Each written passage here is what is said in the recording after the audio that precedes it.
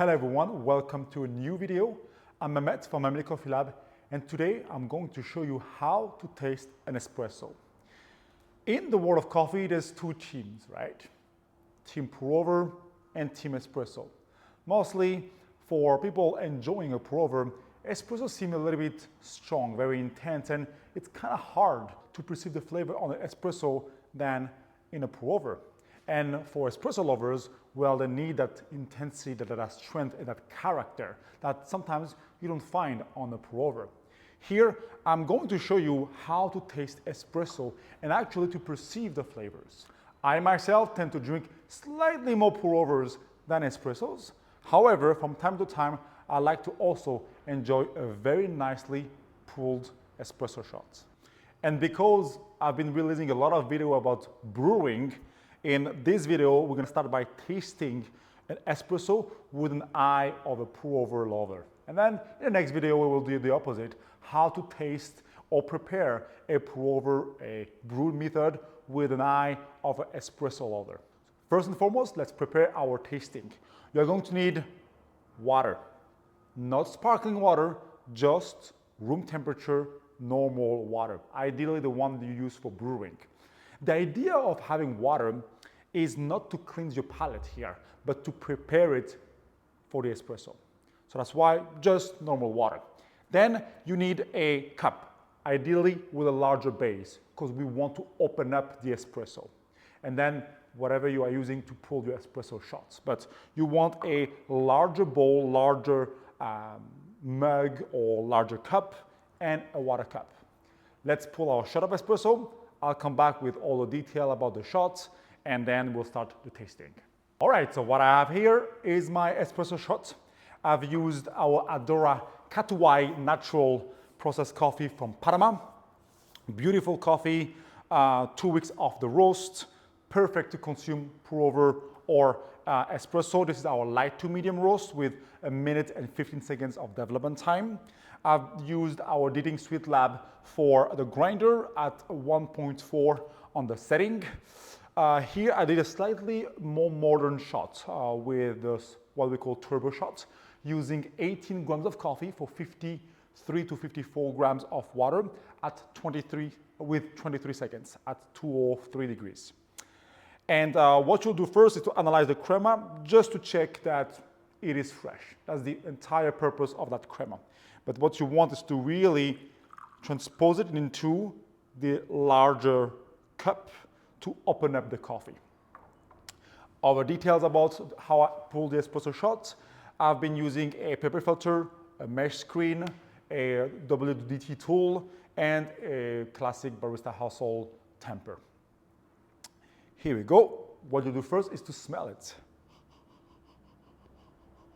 And here you can see that it's not as intense as in a smaller cup, right? Because we are opened up the shots. By swirling and then perceiving the aroma, it really mimics the carafe experience. Then you will start by drinking the water first to prepare the palate to the coffee. And here, we don't really need to slurp because of the intensity of the coffee, right? Remember, espresso is a concentrated filter that was pressurized. That's it.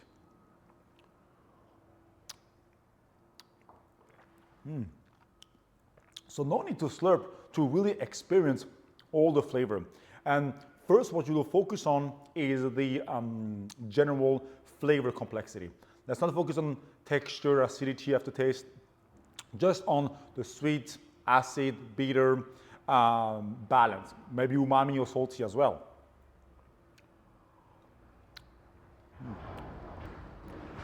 And here we are mostly on a very well-balanced sweet and bright cup of coffee. So we have a part that is on the sugary aspect and a fruitier aspect. Next, we will focus on the texture this time. Once again, no need to slurp here, just let the coffee, travel through your tongue. And because espresso can be strong, here I pulled almost a 1 to 3 shots, right? That's why here we have this medium-high texture, but I want you to focus more on the tactile sensation, not much on the weight, but more on the oiliness, the syrupiness, maybe the greediness, maybe the harshness of it. So you really want to focus on how pleasant it feels on your tongue. And here it's very silky. It's not much oily or super velvety. It's more silky on the medium side.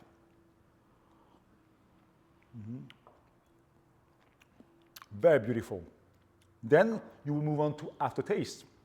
And the thing is, with espresso, because we have a stronger ratio, it's lingering. Yeah, it lingers for more than 10 seconds. Of course, every espresso shot will be considered lingering unless you really pull a very weird shot. But any classic espresso shot, regardless of the coffee, here it still lingers, right?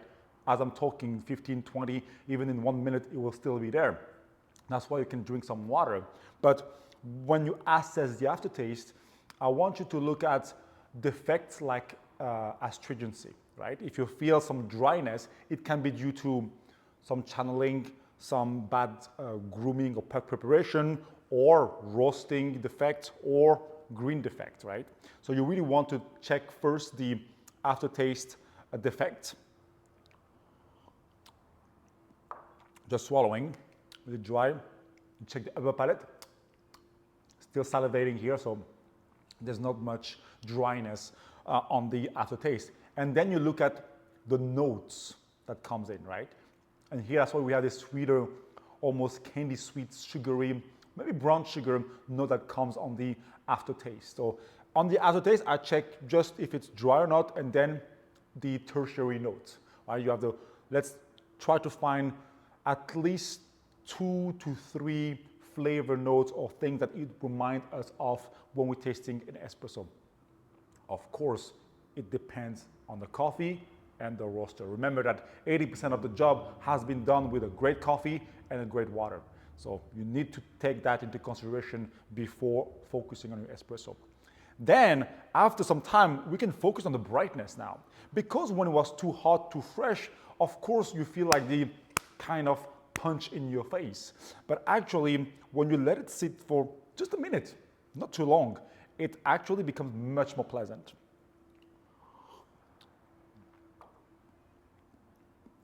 And you start having a very jammy sweetness and jammy, acidity with more tartaric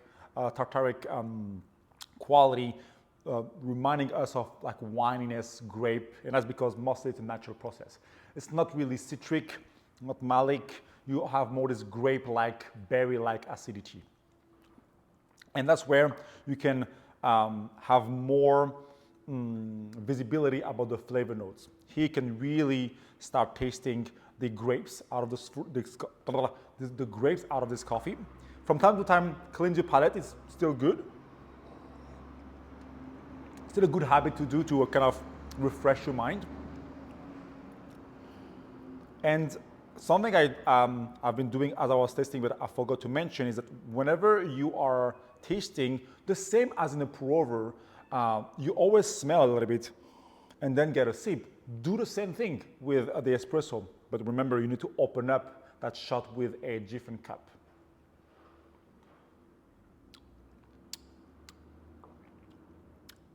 And that motion of chewing helps to add saliva and taste those notes. So I always do that sometimes on pour-overs, but pour-overs are quite delicate that you don't need to do that. But here I help sort of break down the coffee into smaller particles so it distributes throughout my palate. And that's what I do usually with espresso.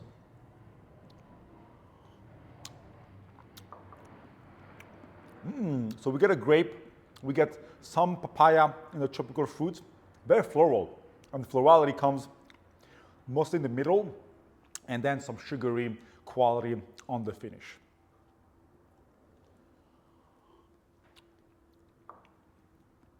Slightly less tropical than on the pour-over, but a little bit more on the sweeter side.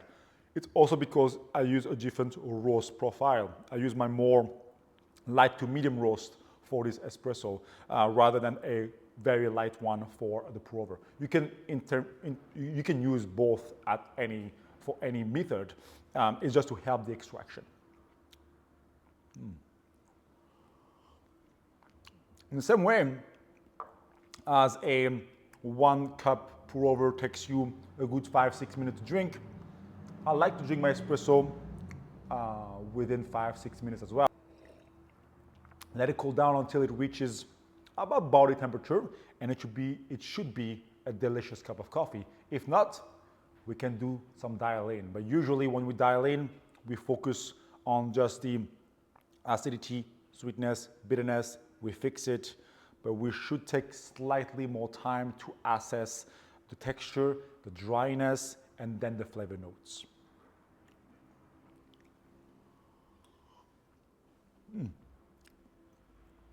Finished it.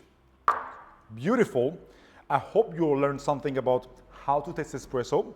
I'll probably do another one on how to taste latte. Hope you learned something. Don't hesitate to comment, share, and like this video. And see you next time for another one.